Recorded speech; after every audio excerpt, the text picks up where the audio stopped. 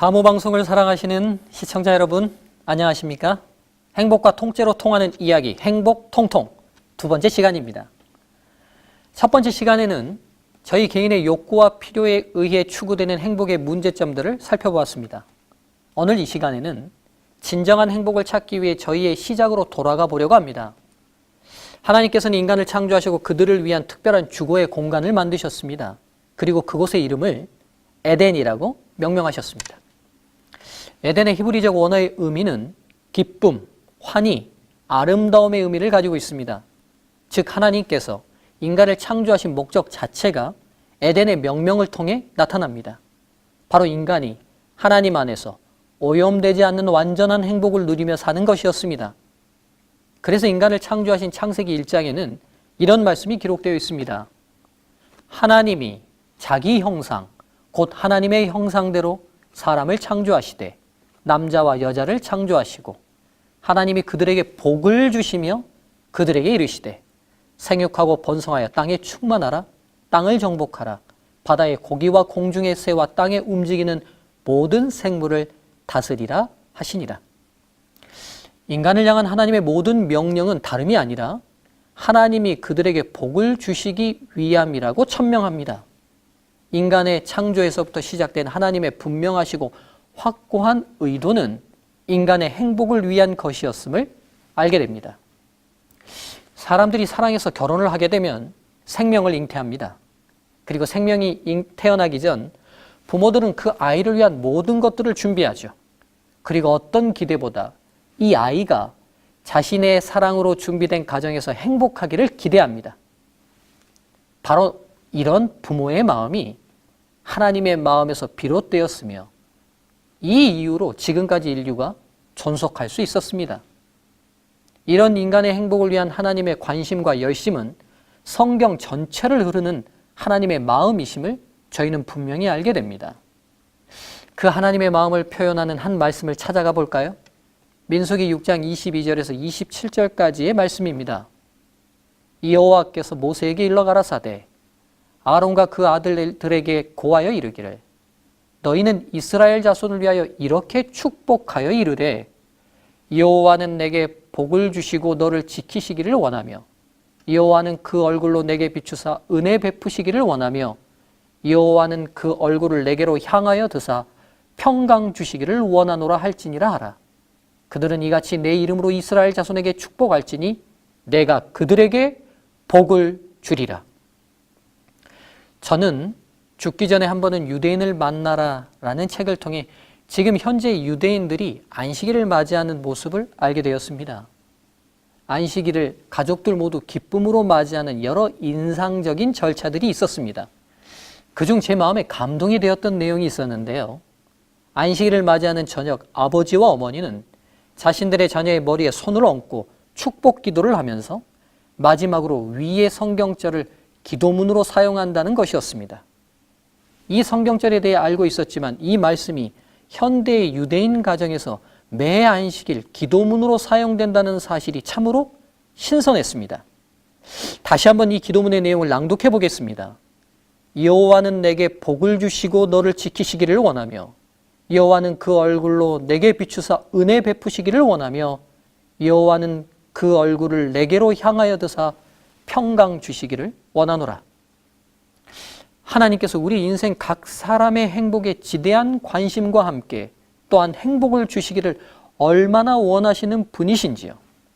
이 짧은 성경절을 통해 세상 깨닫게 되는 기회가 되었습니다.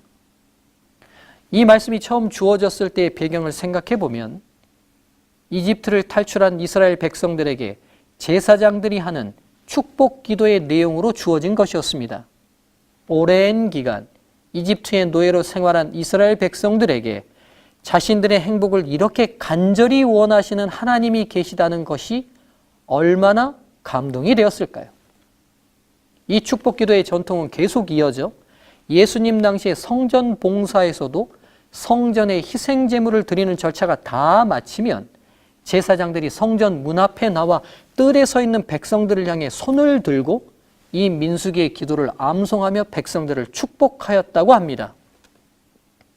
이 모세를 통해 주어진 축복 기도가 면면이 흘러 예수님 당시에도 실행되었을 뿐 아니라 지금 현재는 제사장이 없지만 아버지 어머니가 제사장의 직분을 대신하여 유대인들의 가정에서 그들의 자녀에게 지금도 실천되는 것을 알게 되었을 때 저에게는 깊은 깨달음이 있었습니다.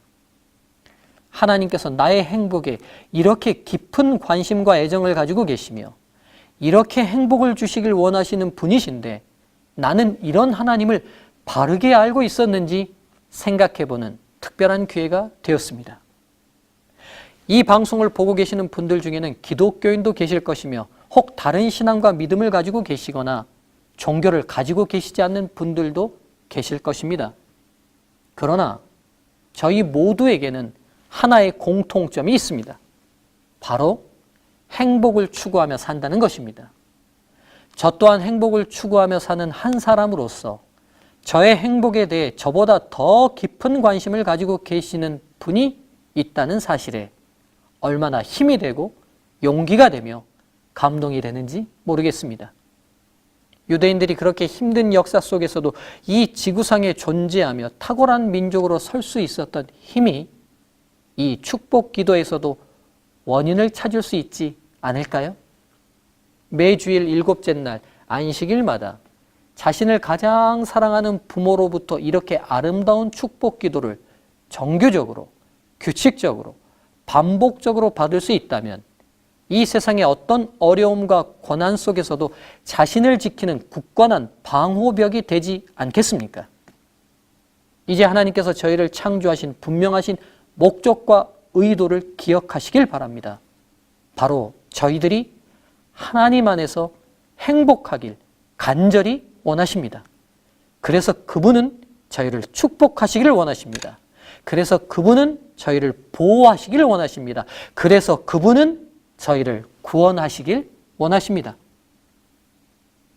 때론 내가 읽어본 성경에서, 때론 내가 들어본 설교를 통해 두렵고 강압적인 하나님으로 그분을 이해하고 있는 분들도 계시리라 생각됩니다.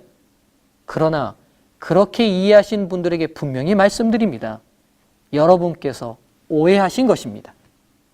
때론 어린 시절 저희들의 단편적인 부모님들에 대한 이해로 그분들의 사랑을 오해해 보신 적은 없으신지요?